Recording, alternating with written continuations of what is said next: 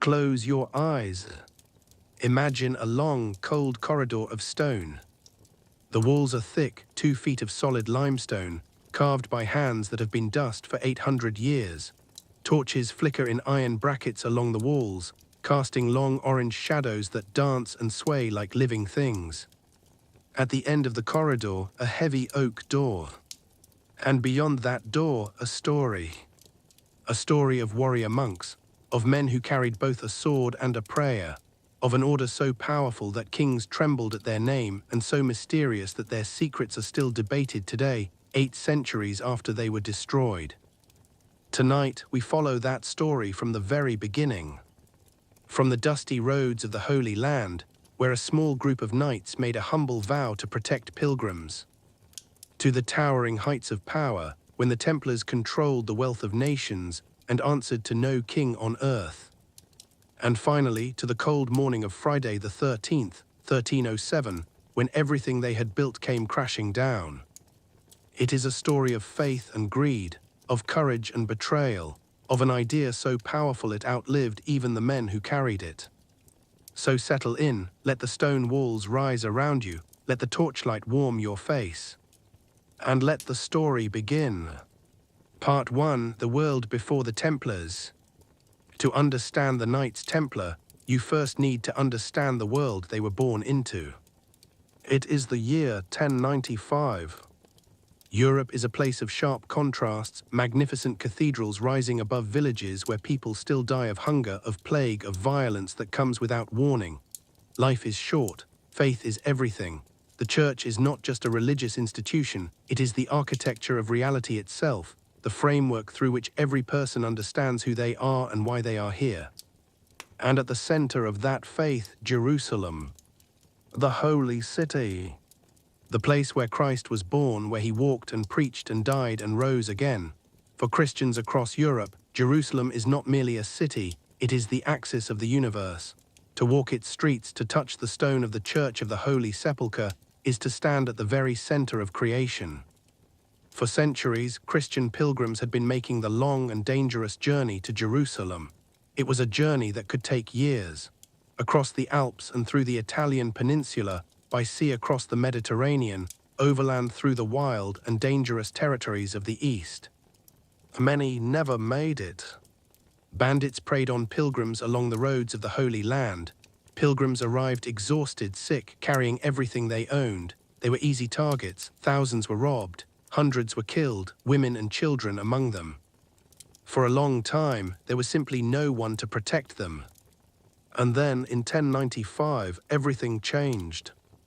Pope Urban II stood before a great crowd at the Council of Clermont in France and delivered one of the most consequential speeches in human history. He called for a holy war. He called upon the knights and warriors of Europe to take up arms, travel to the Holy Land, and reclaim Jerusalem from Muslim rule.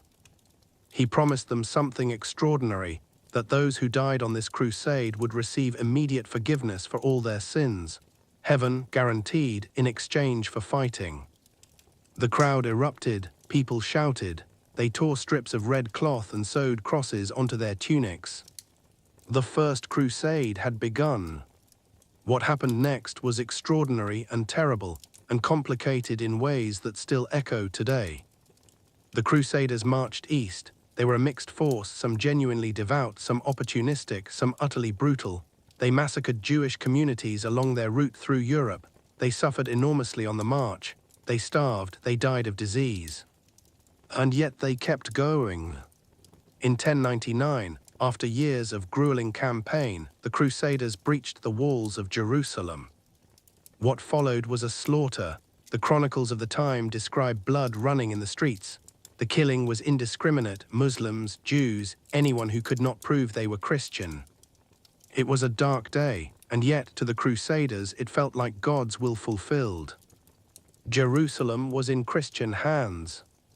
The Kingdom of Jerusalem was established. European nobles carved up the Holy Land into feudal territories.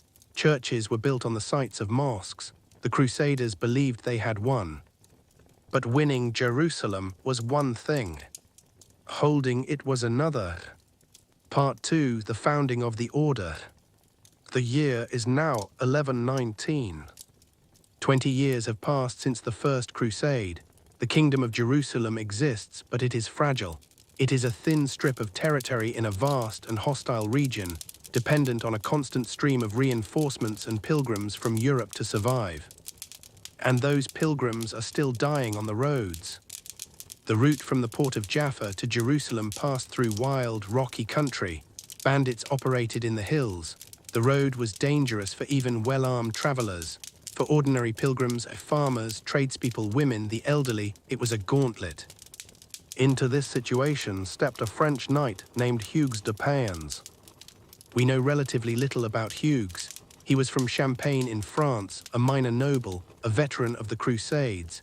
He was devout, serious, and troubled by what he saw happening to pilgrims on the roads of the Holy Land. In 1119, he gathered a small group of knights, perhaps 8 or 9 in total, and went to Baldwin II, the king of Jerusalem, with a proposal. He and his companions would dedicate themselves to protecting pilgrims on the roads. They would take monastic vows, poverty, chastity, obedience, but they would also bear arms. They would be something new in the world, warrior monks. Baldwin was intrigued. He gave them quarters on the Temple Mount, in what was believed to be the site of Solomon's ancient temple. And so they became the poor fellow soldiers of Christ and of the Temple of Solomon. The Knights Templar. In the beginning, they were genuinely poor. There are accounts of 2 knights sharing a single horse, an image that would later become part of their official seal, 2 knights on one mount, symbolizing their humility and brotherhood. They spent their days patrolling the roads, escorting pilgrims, fighting bandits. Their nights were spent in prayer. They slept in their armor. They ate simple food. They owned nothing. For 9 years, they lived this way, almost unknown outside the Holy Land. And then a man named Bernard of Clairvaux changed everything. Part 3, Bernard and the Blessing. Bernard of Clairvaux was the most influential churchman in Europe in the early 12th century. He was a monk of extraordinary personal holiness and equally extraordinary political skill. He founded dozens of monasteries. He shaped church doctrine. When he spoke, popes listened. In 1129, Hugues de Payens traveled to Europe to seek official recognition for the Templars. He attended the Council of Troyes in France, where Bernard was the dominant figure. Bernard was immediately captivated by the idea of the Templars. He wrote a famous tract in their praise called In Praise of the New Knighthood, in which he described them as a new kind of warrior, men who fought not for earthly glory or personal gain, but for God alone. He wrote that the Templar did not fear death, because to die in battle was to go to God, and to kill the enemy was to serve God. The Knight of Christ, Bernard wrote, kills with safety and dies with yet more safety. It was a powerful, intoxicating idea. With Bernard's endorsement, the Council of Troyes officially recognized the Knights Templar as a religious order of the Church. And with that recognition came something even more important, the papal bull of 1139, issued by Pope Innocent II, called Omni Datum Optimum. This document was extraordinary. It declared that the Knights Templar answered only to the Pope himself, not to any king, not to any bishop, not to any lord, only to the Pope. They were exempt from taxation. They could build their own churches. They could cross any border freely. In the feudal world of medieval Europe, where every person owed loyalty to someone above them in the hierarchy, the Templars stood almost entirely outside the system. They were untouchable, and they were about to become extraordinarily powerful. Part 4, The Rise of Power. The official recognition of the Templars unleashed something remarkable. Donations flooded in from across Europe. Nobles who were going on crusade, knowing they might not return, donated their lands and properties to the Templars. Wealthy patrons gave money, castles, farms, vineyards. The church gave privileges and tax exemptions. Kings gave military support and political favor. Within a generation, the Knights Templar had transformed from a small band of impoverished knights into one of the wealthiest and most powerful organizations in the medieval world. They built commanderies, administrative centers across Europe. In France, in England, in Spain, in Portugal, in Italy, in Germany. These commanderies managed farms, collected rents, produced food and goods that were shipped east to supply the Crusader states. In the Holy Land, they built and garrisoned some of the most formidable castles ever constructed. Massive fortresses of stone, perched on hilltops and cliffs, commanding the roads and valleys below. Castles like Krak des Chevaliers in Syria, a place so imposing that Lawrence of Arabia would later call it the most wholly admirable castle in the world. The Templars became the standing army of the Crusader states. When the noble knights who had conquered Jerusalem went home to Europe, the Templars stayed. Year after year, decade after decade, they held the line.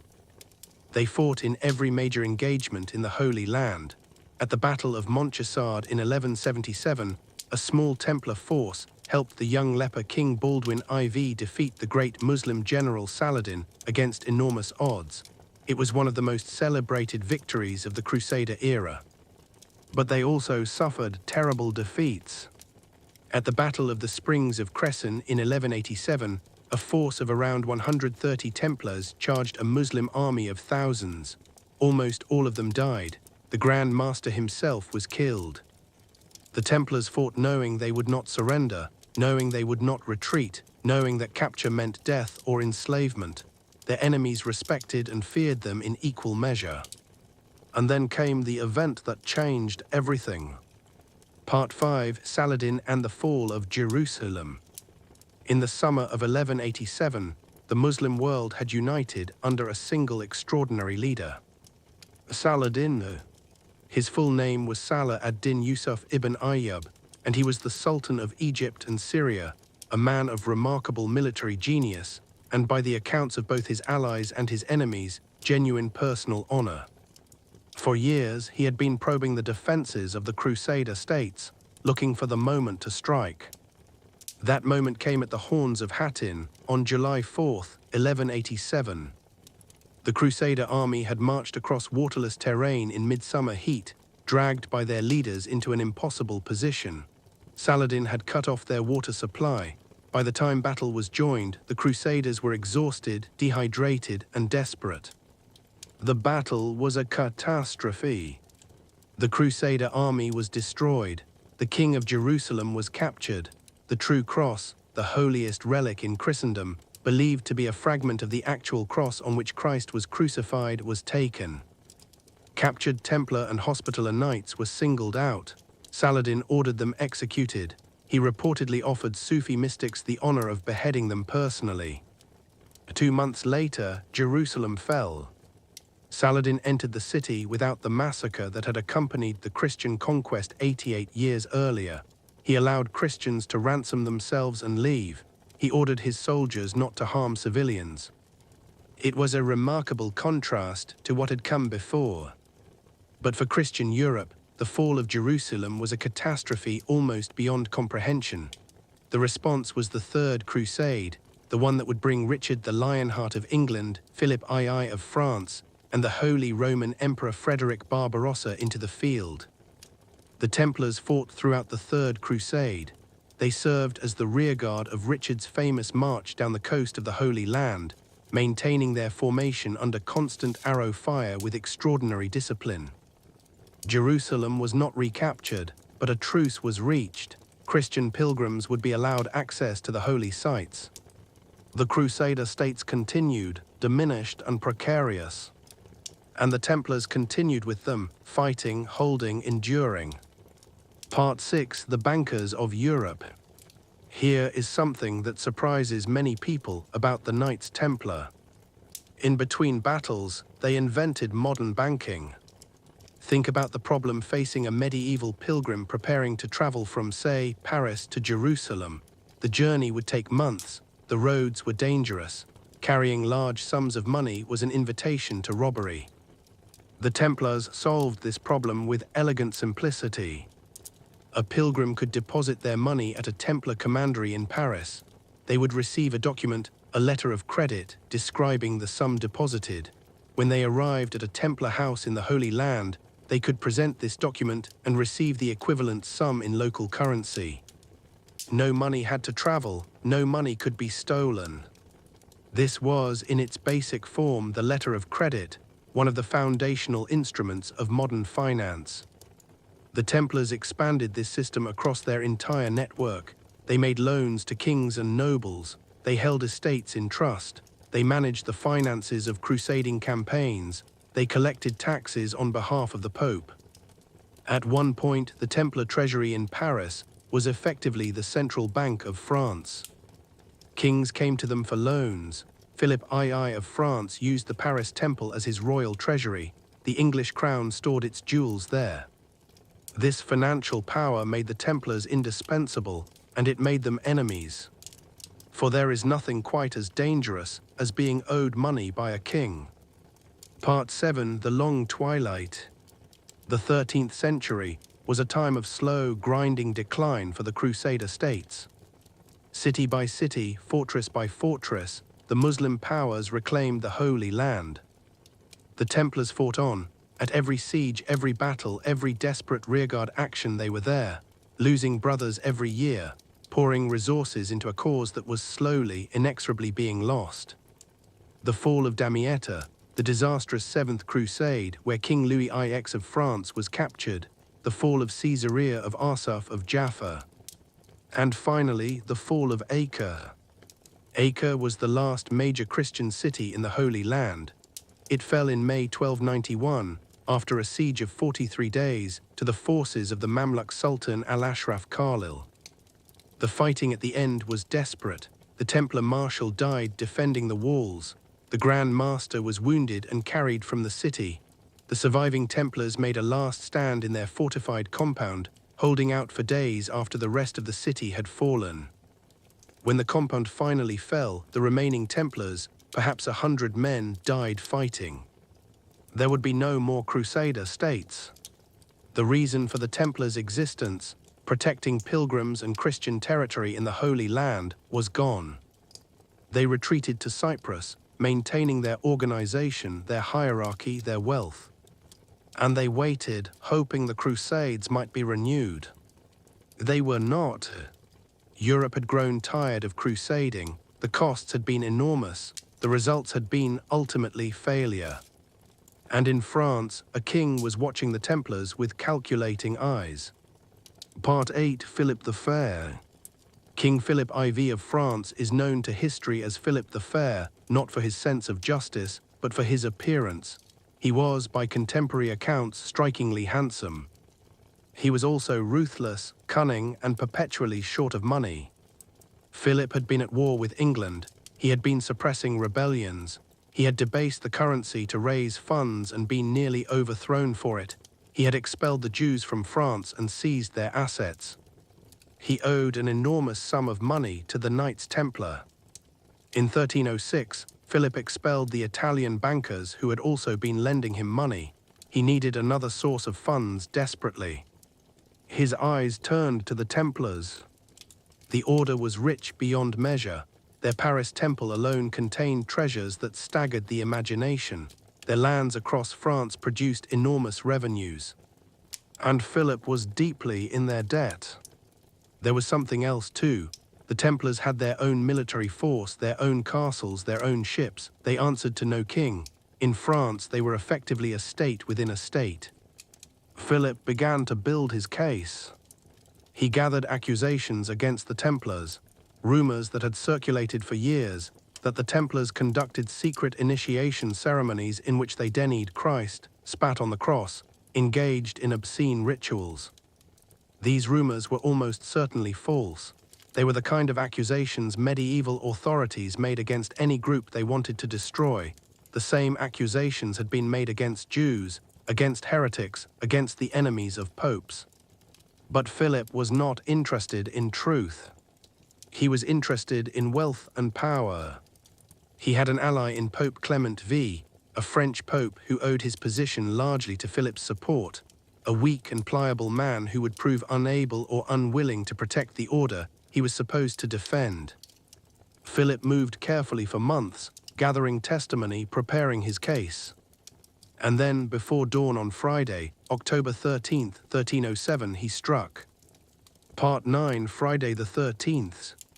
In the darkness before dawn on Friday, October 13, 1307, sealed orders that had been distributed across France were opened simultaneously. Royal officers across the kingdom moved at the same moment.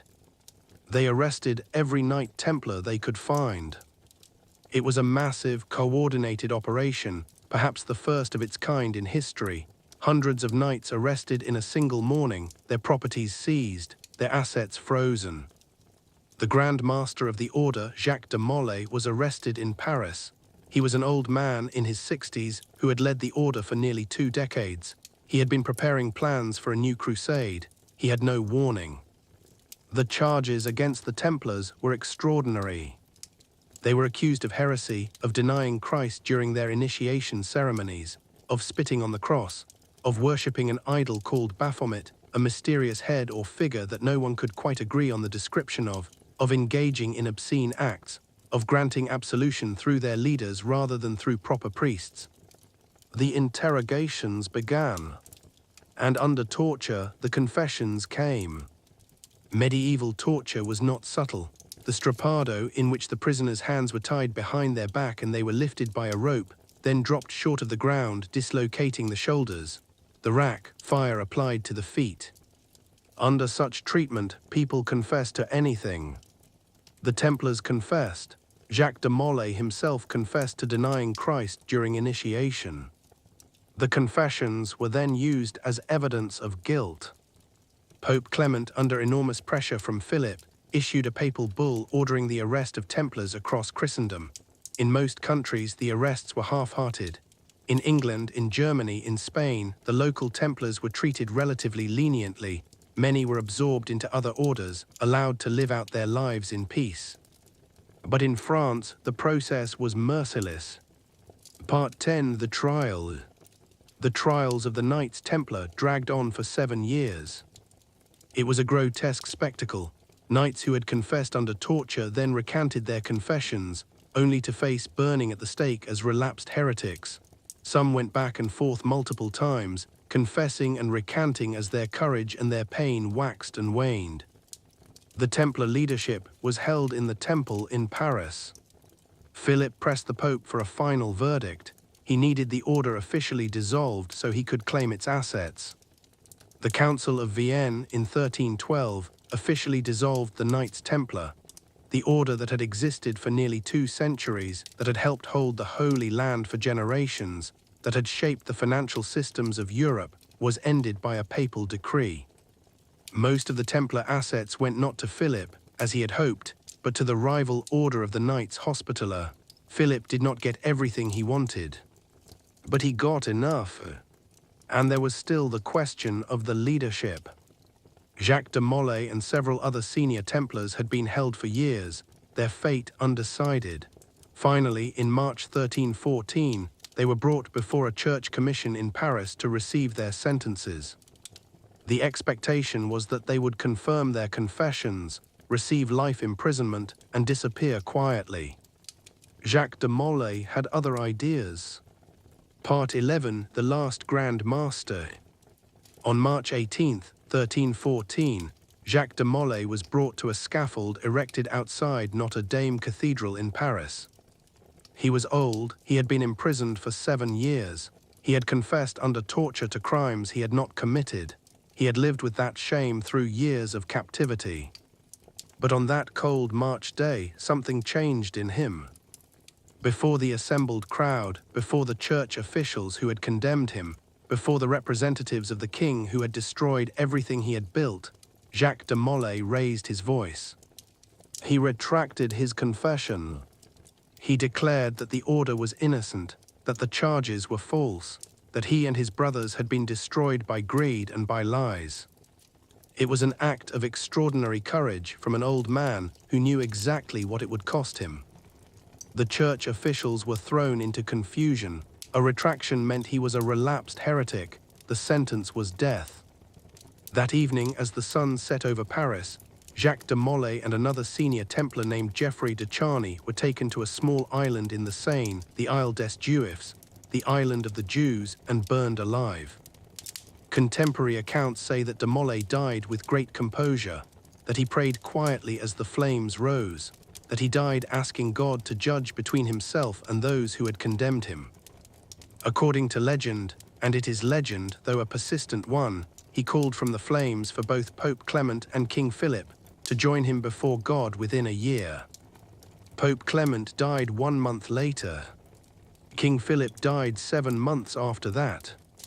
Whether this is true, embellished, or entirely invented, we cannot say.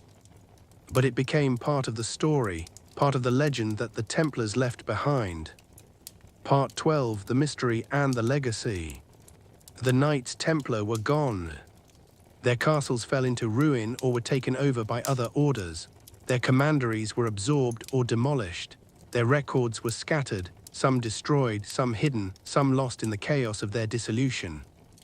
And into that silence, mystery rushed in. What happened to the Templar treasure? No one ever found the full wealth of the order. Philip seized what was in the Paris temple, but it was far less than expected. Had someone been warned? Had the treasure been hidden, spirited away in the night before the arrests? What about the Templar fleet? Ships based at the port of La Rochelle disappeared from the records after the arrests. Where did they go? No one knows. What was the idol Baphomet? The confessions described it as a head, sometimes bearded, sometimes with 2 faces, sometimes depicted as a cat. Modern historians believe it was almost certainly an invention of the interrogators, a suggestion planted under torture, but the image took on a life of its own. Did the Templars really engage in heretical rituals? Almost certainly not. The charges were fabricated, the confessions extracted by torture, the evidence manufactured. Serious historians today regard the Templar trial as one of the great judicial crimes of the Middle Ages. But the questions lingered, and over the centuries they grew. In the 18th century, Freemasonry adopted Templar imagery and mythology, claiming a spurious descent from the medieval order. This created a connection between the Templars and modern secret societies that has never entirely gone away. In the 19th and 20th centuries, novels and conspiracy theories multiplied. The Templars became associated with the Holy Grail, with the Ark of the Covenant, with hidden bloodlines and secret knowledge and buried treasure beneath Rosslyn Chapel in Scotland. Dan Brown's novel The Da Vinci Code, published in 2003, brought Templar mythology to hundreds of millions of readers worldwide. Most of what the novel claimed about the Templars was historically inaccurate, but it didn't matter. The legend was too powerful to be contained by facts. The truth, perhaps, is more interesting than the myths. The real Templars were not keepers of the Holy Grail. They were not guardians of secret knowledge. They were not the forerunners of a shadowy modern conspiracy. They were soldiers, men of faith, men who believed with their whole hearts in a cause that the world had moved on from. They held the line for 200 years in the most difficult conditions imaginable.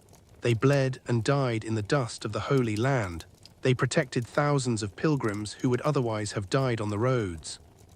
And when their time was done, they were destroyed not by their enemies in battle, but by the greed and fear of a French king who owed them money. There is something very human about that ending. Something that echoes across the centuries. Part 13, What Remains? Today, the legacy of the Knights Templar is everywhere and nowhere. The Paris temple where they were arrested is gone, demolished during the French Revolution, the site now occupied by a square. But the name of the surrounding neighborhood, the Temple District, remains. In London, the Temple Church still stands, a round church built by the Templars in the 12th century, modeled on the Church of the Holy Sepulchre in Jerusalem. Lawyers' chambers surround it.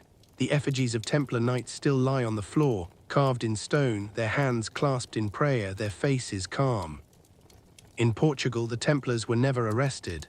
The King of Portugal simply renamed the Order of Christ and continued it. Their castle at Thomas still stands, one of the most remarkable medieval fortifications in Europe. Vasco da Gama and other Portuguese explorers sailed under the cross of the Order of Christ, the Templar Cross, as they opened the sea routes to India and Brazil. In Scotland, Rosslyn Chapel, built over a century after the Templar dissolution, became associated with Templar legend through a combination of its unusual carvings, its Masonic connections, and eventually Dan Brown's novel. Whether any actual Templar connection exists is disputed. The Templar cross, the simple red cross on white, appears in the flags and insignia of nations, orders, and organizations across the world. And every Friday the 13th, millions of people observe a superstition whose origins may trace back to that cold October morning in 1307, when the most powerful military order in Christendom was destroyed in a single coordinated dawn, closing the long sleep of history. And so the story of the Knights Templar comes to rest. 200 years of history, from a small band of knights on the dusty roads of the Holy Land to the most powerful and feared organization in the medieval world, from the heights of glory to the flames of the Isle des Juifs. They were flawed as all humans are flawed. They could be brutal, they could be arrogant. They were children of their time, shaped by a world of violence and faith that is difficult for us to fully imagine. But they were also brave in ways that are hard to fully comprehend. Men who rode toward armies 10 times their size. Men who held remote castles for years, knowing that reinforcement might never come. Men who stood in the flames and refused to confirm a lie. History is full of organizations that rose to great power and fell, but few fell quite so dramatically, quite so suddenly, quite so unjustly as the Knights Templar. And few have left quite such a long shadow.